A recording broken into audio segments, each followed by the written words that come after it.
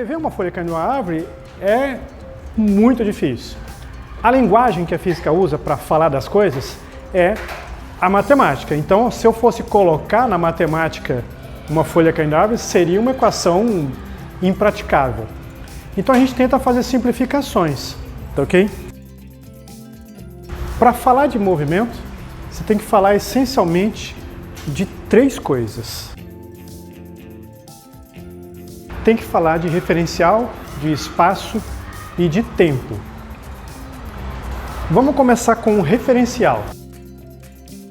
Quando você decide se algo está em movimento ou não, você, mesmo sem querer, mesmo sem saber, você desenvolve uma série de raciocínios. E você faz isso no automático. E aí você conclui, isso aqui está em movimento, isso aqui está parado. Sempre que você faz esse raciocínio, você considera um referencial. Não tem como falar de movimento sem falar de referencial. Em geral, nós fazemos tudo no automático. Então, quando você fala assim, aquele carro passando na rua está em movimento. Para você dizer isso, você adota um referencial, você escolhe um referencial sem saber. Em geral, é você mesmo. Então, você olha para o carro, em relação a você, ele está em movimento, então você fala, ele está em movimento. Você olha para a mesa, em relação a você, ela está parada, então a mesa está parada. É isso. Então você se escolhe como referencial. Na física, como a gente já percebe isso, a gente sabe que está escolhendo um referencial, a gente tem a habilidade de trocar o referencial, falar de movimentos usando outros referenciais que não sejam nós mesmos. E aí a coisa começa a ficar mais elaborada e mais interessante, porque aí você pode resolver problemas de maneira mais fáceis ou mais elegantes, escolhendo referenciais adequados. Para falar um pouquinho mais, vamos definir logo o que é um referencial. Referencial é um ponto qualquer em relação ao qual você faz medidas. Eu vou escrever isso e voltar a falar.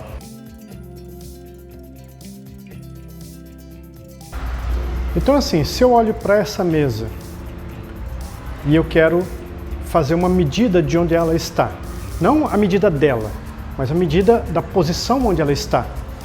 Para fazer essa medida, eu tenho que pegar algum instrumento, uma trena, uma fita métrica, uma régua, alguma coisa que faça a medida. Mas não só isso. Eu preciso saber até onde eu vou fazer a medida. Como eu falei, a gente se adota como referencial. Então, quando eu olho para a mesa, eu falo, essa mesa está a uma certa distância de mim. Então, eu estou me usando como referencial. Eu sou o que eu vou usar para fazer a medida. Se eu escolho outro referencial, sei lá, aquela porta, então eu vou prender a trena na porta, puxar até onde está a mesa e falar, essa mesa está a 3,5 metros da porta. Aí a porta é o referencial. Então, sem um referencial, sem um lugar onde eu possa amarrar a trena, não tem como falar onde as coisas estão. Não tem como fazer medidas. Okay? Então, o referencial ele é essencial para isso. Agora, para pensar. Digamos que eu seja o referencial. Aí você está olhando para a cadeira. Beleza. Aí você fecha os olhos. Aí, quando você abre, você vê que a cadeira está em outro lugar. Aí você conclui, a cadeira se movimentou. Perceba a importância do referencial. Se eu sou o referencial e a cadeira uma hora está perto de mim e outra hora está mais longe de mim, é porque houve um movimento. Mesmo que você não veja, você conclui por raciocínio que houve um movimento, mesmo sem ver, porque você sabe o referencial e sabe que aconteceu alguma coisa em relação àquele referencial. E aí a gente volta naquele começo que eu falei, que sempre que a gente fala de movimento ou de parado, a gente está raciocinando, está fazendo um raciocínio. E isso é verdade. Tanto é que você não viu, você fechou os olhos, quando abriu, estava ali, você falou, ela se movimentou, teve um movimento, com certeza. Mesmo sem ver, porque é raciocínio. É que a gente faz tão no automático que a gente esquece. Então, eu preciso do referencial para fazer essas medidas. Quando eu olho para a cadeira, está 1 metro. Quando eu olho de novo, está 1,5 metros. Houve movimento. Agora pensa só, se eu for o referencial Aquele carro que está passando na rua está em movimento? Agora, se o referencial for o passageiro do lado do motorista, o carro está em movimento? Não está mais. Tá ok? Por quê? A posição do carro em relação ao passageiro não muda. O carro não se afasta do passageiro, nem se aproxima do passageiro. Está sempre ali, embaixo do passageiro. Então, se o referencial for o passageiro, o carro está parado em relação a esse referencial. O carro só está em movimento se você colocar um outro referencial adequado, tipo eu. Aí você vai perceber a distância dele mudando em relação ao referencial, né? As medidas, né? Medida de posição, mudando em relação ao referencial. Aí você conclui que ele está em movimento. Entendido isso, vamos falar de espaço. Imagina um carro em movimento e aí você decide ir lá olhar o movimento desse carro. Para olhar o movimento desse carro, para estudar o movimento dele, você tem que escolher um referencial. Pode ser qualquer coisa que já tenha lá, pode ser uma árvore que está lá perto, pode ser um poste, qualquer coisa que sirva você fazer medidas. Você pode levar uma estaca embaixo do braço e pregar ela lá perto da estrada e falar, eu vou usar essa estaca como referencial. Nada impede também, mas você precisa de um ponto para amarrar a trena, senão você não faz medidas, tá ok? Então, digamos que você escolheu ali uma árvore, um poste, alguma coisa como referencial. A primeira vez que você olhou para o veículo, ele estava nessa posição aqui. Foi a primeira vez que você viu ele. E aí você vai medir onde que ele está, o espaço, a posição dele. Você vai lá no referencial, amarra a fita métrica, puxa até onde ele está, e você deu 500 metros. E aí você anota na prancheta. São medidas, né? É prática. Anota na prancheta. Para você não esquecer que aquela ali foi a primeira medida que você fez, você vai fazer um monte, né? Você está ali estudando o movimento, vai fazer um monte de medidas. Para você não esquecer que aquela ali foi a primeira, você vai dar um nome especial para ela. Você vai chamar de posição inicial. Então, ó, posição inicial não é onde o movimento começa. É onde você olha para ele pela primeira vez. É onde você se interessa por ele pela primeira vez. Essa é a posição inicial do movimento. E não, eu não sei de onde esse carro veio, mas a primeira vez que eu vi ele estava aqui. E a primeira medida que eu fiz dele, eu vou chamar de posição inicial. Tudo bem? A gente vai simbolizar por S0. A última vez que eu olhei para ele, ele estava em outro lugar. Vou fazer uma medida também para saber onde é que ele está. Vou lá no referencial, amarro a trena, puxo até onde ele está, vou ter outra medida, sei lá, 700 metros, 800 metros, sei, alguma coisa lá. Essa medida, eu vou dar um nome especial para ela também, para eu lembrar que é a última vez que eu vi esse veículo. Ok? Vamos chamar de posição final. Então, posição final não é onde termina o movimento, é onde eu olhei pela última vez. A última vez que eu vi estava ali, então é a minha posição final. Eu não sei para onde ele vai dali. Entre o início e o final, ele andou um pedaço. Esse pedaço nós chamamos de deslocamento do veículo entre o início e o final da minha observação. A gente simboliza por ΔS. Dica: todo e qualquer delta em física é sempre final menos inicial. Sempre. Ok? Qualquer delta em física. Apareceu delta alguma coisa, é alguma coisa final menos alguma coisa inicial. Então esse delta aqui, a gente calcula, é um delta posição, então é posição final menos posição inicial. Tá ok? Se fosse um delta energia, energia final menos energia inicial. Qualquer delta em qualquer parte da física é sempre final menos inicial. Beleza, falar de tempo. Como você está estudando esse movimento, além de anotar as posições na sua prancheta, você vai também marcar que horário que você fez aquela medida. As marcações de tempo, tá ok? A primeira vez que você viu, você olhou no relógio, era 2h37. Então você vai anotar, 2h37 é o instante inicial. O instante inicial, então, não é quando começa o movimento, é quando você olha para ele pela primeira vez. Tá ok? Então aqui, vamos simbolizar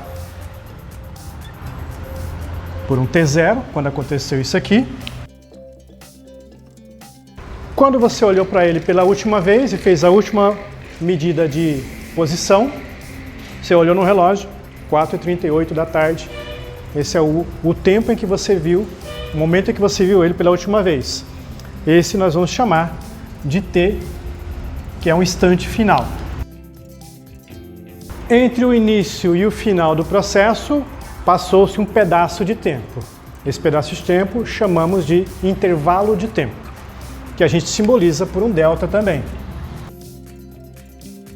Pergunta: como que eu calculo ΔT?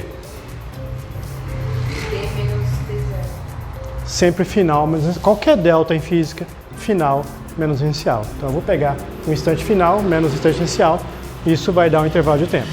Sempre final menos inicial.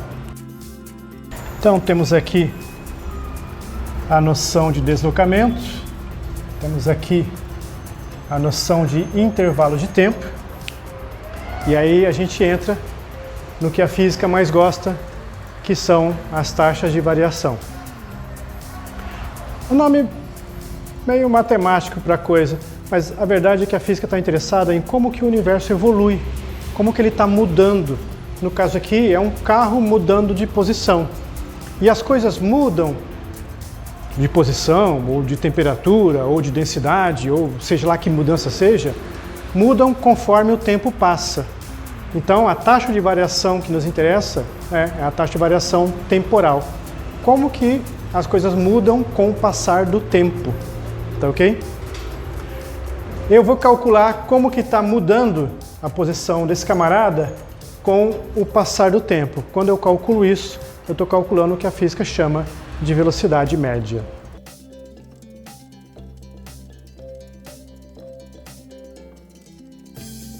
Então assim, velocidade média não é a velocidade dele. Velocidade média é uma média, é um dado estatístico, tá ok?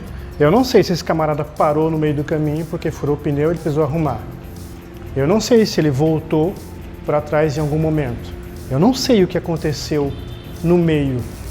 Eu sei o início, sei o final, sei o início, sei o final. Eu só sei do início e do final. É só o que eu estou coletando de informação. Então, o meio eu nem faço ideia. Então eu não posso dizer que essa velocidade é a velocidade dele. Porque eu estou olhando só para o início e para o final. Tudo bem? Tem que tomar um cuidado aí. Velocidade média é uma média. Tá ok? Não é uma velocidade de verdade. Unidades. Já que tudo a gente mede, ou melhor, que a física está interessada em fazer medidas, as pessoas têm que concordar em relação a essas medidas, tá ok? E por isso adotamos unidades. Antigamente, bem antigamente, a gente não tinha uma uniformização. Cada um fazia as medidas do jeito que queria, tá ok? E cada um tinha uma medida do jeito que quer. Ainda existe até hoje muita confusão em relação a isso. Por exemplo, aqui no Brasil a gente mede temperatura em graus Celsius, né? Temperatura aqui 27 graus Celsius, 28 graus Celsius, não sei, 30 graus Celsius. Nos Estados Unidos eles medem em graus Fahrenheit, que é outra unidade de temperatura. Então, você chega de avião no aeroporto de Nova York, o piloto avisa a temperatura lá fora está 90 graus. Você se espanta, né? Poxa, 90 graus, não faz sentido. É 90 graus Fahrenheit, que é uma temperatura normal. Então, só que não é o nosso 90. Então, são medidas diferentes, né? Ainda existe isso. Então, em determinado momento, o pessoal resolveu fazer uma reunião e falar: gente, vamos parar com essa bagunça aqui, vamos concordar, falar todo mundo igual. Todo mundo concordou. Então, surgiu o Sistema Internacional de Unidades. É um sistema muito bom, assim, bem bacana, que coloca unidade em tudo, né? Para posição, para tempo, para velocidade, para aceleração, para pressão, para intensidade luminosa, para temperatura, define todas as unidades. E é um sistema bem inteligente. Ele faz assim, eles definiram 7 unidades básicas. E todas as outras é uma mistura dessas 7. Tá ok? Então, a gente tem que lembrar de 7. Aí o resto é só misturar essas 7 aqui e a gente vai obter outras unidades. Os caras até criam nomes para as outras, mas essas 7 são suficientes para definir tudo quanto é medida. Em mecânica, a gente trabalha especificamente com 3, né? uma para posição, né? Outra para tempo e uma para massa. Os espaços são sempre medidos oficialmente em metros, tá ok? Existem outras? Existem. Tem milhas, tem quilômetros, tem centímetro, outras formas de medir espaço, tá ok? Mas a oficial é metro. Para medir massa, oficialmente usamos quilograma. Então, tem outras? Tem tonelada, tem grama, tem libra, né, que é inglesa, né? E por aí vai. Mas a oficial para a gente, quilograma. E a unidade oficial para tempo é o segundo, tá ok? Existe a hora, semana, século, dia, tem outras unidades, mas a oficial é o segundo, tá ok? Bom, essas são as três principais que a gente usa em mecânica. Velocidade, como ela é deslocamento, é um espaço dividido por um tempo, então, como a velocidade é um espaço por um tempo, então a unidade para velocidade vai ser metros por segundo, tá ok? O metro dividido pelo segundo, que é o que eu tinha falado para vocês, né? Os caras vão combinar essas aqui para criar outras unidades. É comum aparecer em problemas e exercícios o quilômetro por hora, porque a gente usa no dia a dia bastante o quilômetro por hora. Então, converter de quilômetros por hora para metros por segundo, um monte de vezes vai ser importante. Se alguma coisa está em metros por segundo e você quer em quilômetros por hora, você vai multiplicar por 3,6. Agora, se tiver em quilômetros por hora e você quer em metros por segundo, você vai dividir por 3,6. Multiplica para passar para quilômetros por hora ou divide para passar para metros por segundo. Falamos de espaço, falamos de tempo, falamos de velocidade, ainda velocidade média, né? Vamos falar de aceleração. Volta lá no carrinho. Dessa vez você tem um ajudante que está dentro do carro, né, que vai te informar qual é a velocidade dele. Esse carro, né, o velocímetro, ele não marca a velocidade média, o velocímetro marca a velocidade real, o que realmente está acontecendo. Se aumenta a velocidade, o velocímetro aumenta. Se diminui, ele diminui. Então ele está marcando a velocidade de verdade do carro. E aí o teu ajudante está dentro, ele vai no walkie-talkie, né, vai avisar você qual é a velocidade a todo momento daquele carro, tá? Então a primeira vez que você viu, ele te informou que a velocidade era, sei lá, X, né? 30 metros por segundo, ou 40 km por hora. Essa vai ser a velocidade inicial. E a última vez que você observou para ele, o cara também te informou qual era a velocidade. Pode ser que seja maior que essa, pode ser que seja menor. Ele vai te informar, vai ser a velocidade final. A partir da velocidade final e da velocidade inicial, a gente consegue calcular um ΔV, que é a variação de velocidade. E adivinha como calcula a variação de velocidade, o ΔV? Exato, velocidade final menos velocidade inicial. Qualquer delta é isso em física. Velocidade final menos velocidade inicial. Mas eu estou interessado em taxas de variação, quero saber como que a velocidade muda com o passar do tempo. E é aí que entra a ideia de aceleração.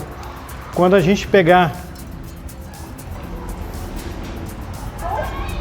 a variação de velocidade, ela ocorreu daqui para cá, houve uma passagem de tempo, né? Então teve um intervalo de tempo. Quando você divide uma coisa pela outra, o resultado é a aceleração média. Vamos entender a aceleração. Estamos falando como que as coisas mudam, né? Se a coisa muda de posição, muda de lugar, ela leva um tempo para fazer isso. E quando eu consigo medir se essa mudança é rápida ou se é lenta, eu estou medindo de alguma maneira a velocidade dessa coisa. Ok? Então, dois corredores fazem uma corrida. Um chega antes, o outro chega depois. Então, o deslocamento dos dois é o mesmo, mas um demorou mais, então ele tem velocidade menor. E o outro demorou menos tempo, então ele tem uma velocidade maior. Então a velocidade está associada com mudança da posição. Se a mudança de posição é rápida ou se é devagar. E a aceleração está relacionada com mudança da velocidade. Se a velocidade está mudando rápido ou mudando devagar. Tá ok?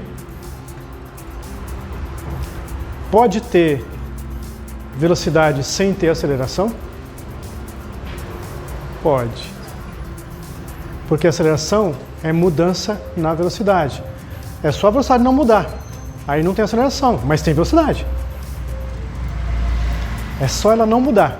Okay? Imagina um carro numa pista reta, o velocímetro travado no 80. Está ali, nem sobe, nem travado no 80. Ele tem velocidade, mas a aceleração é zero. A velocidade não está mudando. E a aceleração é mudança na velocidade. É variação de velocidade. É mudança. Tudo bem? Pode ter a aceleração sem ter velocidade? A pergunta é ao contrário. Pode também. Ué, imagina assim. Imagina que... Eu vou inventar, tá? Imagina que tem uma ladeira e aí o seu carro começa a descer de ré. O motor não está ligado. Tá ok? Aí você, no desespero, você liga o motor, né? E ele continua descendo, né? Gramanguela. Tá sem freio. Aí você liga o motor e começa a acelerar para frente. Aí ele vai descendo cada vez mais devagar. Aí ele para e começa a subir. Então perceba, o tempo inteiro você está com o pé no acelerador. O tempo inteiro. Mas tem um momento em que ele para. Ele para de descer para começar a subir. Nesse momento tem aceleração, porque você está com o pé ali. Mas ele vai parar de ir para um lado e vai começar a ir para o outro lado. Então ele para. Velocidade zero. Então eu tenho aceleração, mas eu não tenho velocidade. Então, okay? É um caso bem particular, mas sim, é possível. Tudo bem? Outro exemplo que eu poderia dar é qualquer objeto que você joga para cima, né? Ele cai acelerado, né? O objeto cai, ele cai cada vez mais rápido, certo? Se está mudando a velocidade durante a queda, é porque tem aceleração. No caso de um corpo caindo, a aceleração é a aceleração da gravidade. É a aceleração. Quando você joga para cima, né? Ele sobe, vai parando, aí ele para e volta a descer. Mas o tempo inteiro tem gravidade. Ou seja, o tempo inteiro tem aceleração. Tudo bem? Então dá para ter os dois. A unidade para aceleração, velocidade é metros por segundo e a aceleração é metros por segundo ao quadrado. Ok? Sutilmente diferente. Tudo bem?